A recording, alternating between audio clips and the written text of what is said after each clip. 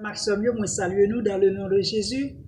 Ou même qui déjà abonné avec nous, nous comptons parce que vous faites ça et vous permettez de travailler ça aller de l'avant. Nous saluons tous les amis un peu partout dans le monde. Si la cap suivre nous, États-Unis, Canada, la France, Brésil, Chili, en République Dominicaine et spécialement en Haïti, que bon Dieu est capable de bénir. Jeudi, nous venons pour continuer à étudier parole bon Dieu dans le livre Genèse. Nous allons regarder la nature de l'homme. Dans Genèse chapitre 2, le verset 7. Mais juste avant, nous invitons à nous faire un coup de prière. Seigneur, merci pour faveur, miséricorde. Merci pour parole qui c'est lampe qui a éclairé pied nous. Merci pour l'esprit qui est là pour conduire nous dans toute vérité. Nous prions capable de bénir nous. C'est grâce faveur que nous réclamons dans le nom de Jésus. Amen. Merci parce que tu as prié avec nous. La nature de l'homme. Donc, nous allons regarder composantes de l'homme. Et nous connaissons, c'est un sujet qui intéresse en pile croyants pour capable de gagner plus lumière sur tête. Apôtre Paul, dans 1 Thessaloniciens 5, le verset 23, il fait déclaration ça, que le Dieu de paix vous sanctifie lui-même tout entier et que tout votre être, l'esprit, l'âme et le corps soient conservés irrépréhensibles. Verset ça, il montre nous que l'homme est composé de trois parties. C'est la trichotomie. La trichotomie de l'homme, il parlait de trois parties de l'homme. Un être qui gagne trois parties. Un seul être en trois parties, l'esprit, l'âme et le corps. Maintenant, nous allons aller remonter à la genèse des choses pour nous capables de garder l'origine de ces trois parties.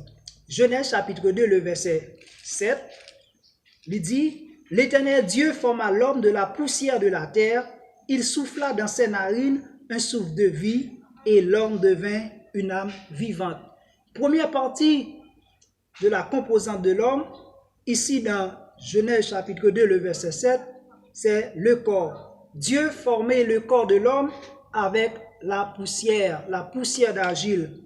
Dieu forma l'homme de la poussière de la terre. Ici, le verbe former, mes frères et sœurs, est synonyme du verbe façonner. Comme le potier, il a façonné en argile pour lui capable de jouer une qualité peau que lui besoin.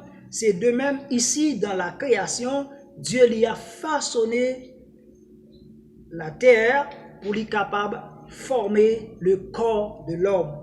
Dieu l'y a façonné. Et ça, lui demandé en pile attention.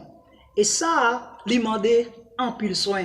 Et c'est pas pour cette raison, Psalmiste a déclaré, Seigneur, moi loué, parce qu'on fait de moi une créature si merveilleuse. Oui, nous sommes une créature si merveilleuse. Si c'est seulement corps que nous te gagné, eh bien nous tapions une chose. C'est une chose tout simplement que nous tapions dans la création. Si nous te simplement gagné corps et âme, eh bien nous sommes capables d'un coup animal.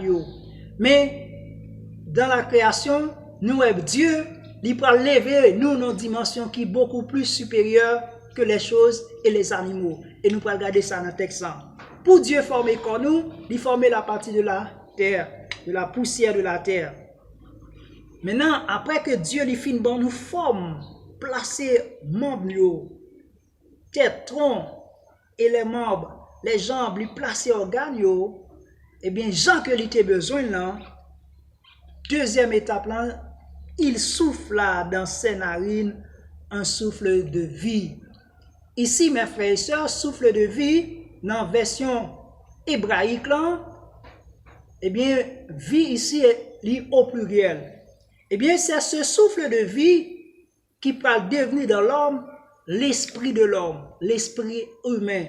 Ce souffle de vie qui devenait dans l'homme esprit de l'homme, eh bien, lui sonder toute profondeur de l'homme. Ce souffle-là, eh bien, la parole de Dieu dit, c'est une lampe de l'Éternel dans l'homme. Oui, et c'est ça que nous lisons dans Proverbe 20, le verset 27. Proverbe 20, le verset 27, il dit, le souffle de l'homme est une lampe de l'Éternel qui sonde les profondeurs de l'être. Oui, ce souffle-là, il va devenir dans l'homme, l'esprit de l'homme, l'esprit humain. Et maintenant, c'est qui ça dans l'homme qui est capable de sonder et connaître toute partie dans l'homme, tout ça qui n'en fond cœur de l'homme? Eh bien, apôtre Paul, tout également de son côté, lui répond dans 1 Corinthiens 2, le verset 11, il dit, qui connaît les choses de l'homme, si ce n'est l'esprit de l'homme? Donc, eh bien, le souffle de l'homme est une lampe de l'Éternel qui sonde les profondeurs de l'être.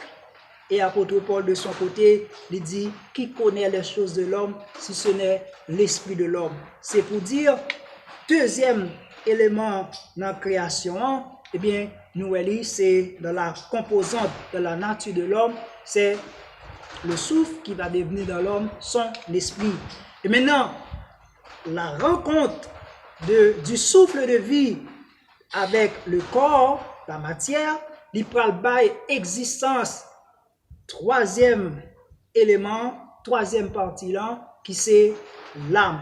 Il dit, après que Dieu finit souffler dans ses narines, et l'homme devint une âme vivante. Oui, l'âme, il prend naissance, l'âme, il existait à partir du contact du souffle avec le corps, l'âme, il prend naissance. L'âme, c'est le siège de la personnalité, où réside l'intelligence, la volonté et la sensibilité. Dieu lui baille l'homme un corps qui permet de l'adapter avec l'environnement, qui permet de capable de vivre sur la terre, un corps qui est fait pour la terre. Dans 1 Corinthiens 15, le verset 39-40, la Bible parlait de diversité de corps. Il y a un corps céleste et il y a un corps terrestre. Ici, dans Genèse, chapitre 2, Dieu a baillé l'homme un corps pour lui capable de vivre sur la terre.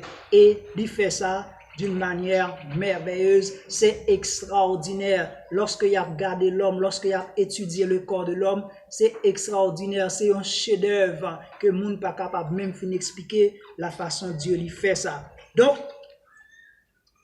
l'esprit de l'homme, encore, bon Dieu permet d'exister à partir du souffle de vie, eh bien, c'est bail à l'homme cette dimension spirituelle qui permet l'homme conscient de l'existence, de la présence de Dieu et jouit de sa communion, mes frères et sœurs.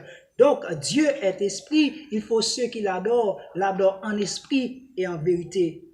Il y a des gens qui même osé contester l'existence de Dieu, mais malheureusement, au plus profond de leur être, eh bien, conscience dit, eh bien, Dieu libère et bien exister, car la parole de Dieu lui dit, c'est Dieu qui a mis en nous la pensée de l'éternité. Là, nous conscients de l'éternité, nous conscients de l'existence de Dieu, à partir de cette dimension spirituelle qui vit exister dans nous, au moyen du souffle de Dieu, eh bien, c'est ça, élément qui sortit dans mon Dieu, qui vient dans l'homme, c'est le souffle, et ce souffle-là qui va devenir dans l'homme, l'esprit de l'homme, qui baille l'homme, dimension spirituelle, qui est capable de mettre lui dans communion et jouir de la présence de Dieu.